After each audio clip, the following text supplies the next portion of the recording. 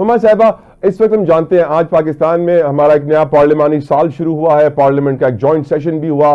President Asif Ali Zardari साहब ने वहां तकरीर भी की और वो कहते हैं कि मुल्क में सियासी इस्तेहकाम की जरूरत है, मुआशी इस्तेहकाम आ चुका है और ये भी उन्होंने कहा कि मुल्क को यकजहती के साथ आगे बढ़ाएंगे।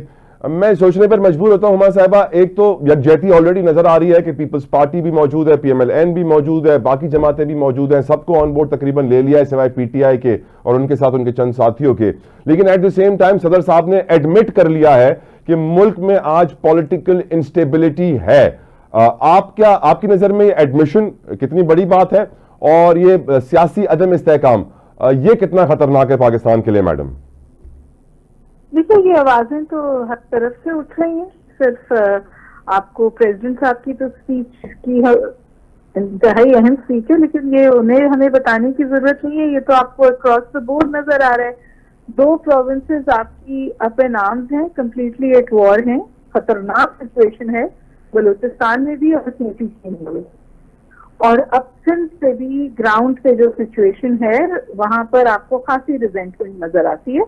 और वो ये जो फिनाल का इशू उठा है, इस पर संघ भी उठ के खड़ा हुआ है। तो एक तो जी कंटिन्यू ऐसे डिसीजंस लेना और उनको इम्पोज करने की कोशिश करना जिनके अंदर वफाक की इकाइयों का ओनरशिप ना हो, in itself recipe for trouble होते हैं। और जैसे आपने फरमाया कि माशी इस्तेहकाम है, जो माशी इस्तेहकाम है वो भी पाकिस्तान की अशराफिया तक महदूद है। जिन इंडिकेटर्स की तरफ इशारा कर कर इस्तेहकाम को शोकेस किया जाता है, उनकी पाकिस्तान की कम से कम 70% अवाम की जिंदगी से कोई ताल्लुक नहीं। स्टॉक एक्सचेंज हमारी श्रिंक हुई है, लिमिटेड है और दूसरे इंडिकेटर्स पर खड़ी है।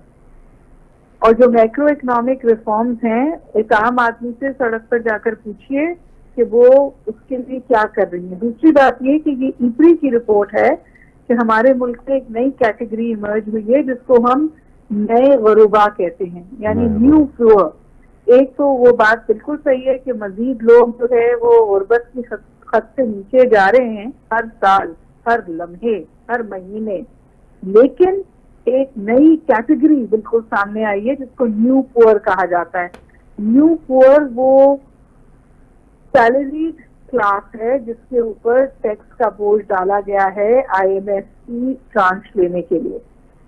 ये वो 1 से 90,000 से 1,20,000 रुपए तक की तनख्वाह पाने वाले लोग हैं जिन पर भी अब टैक्स बोझ आ गया है और उनकी डिस्पोजेबल इनकम खत्म हो गई है। यानी उनके पास वो की कुव्वत खरीद में नहीं है कि वो कहीं बाहर जाके खाना खाएं या वो कोई कपड़ा खरीदे। तो जो आप कहते हैं ना इन्फ्लेशन कम हुआ है, वो इन्फ्लेशन इसलिए कम हुआ है कि आपका कंज्यूमरिज्म नीचे गया है।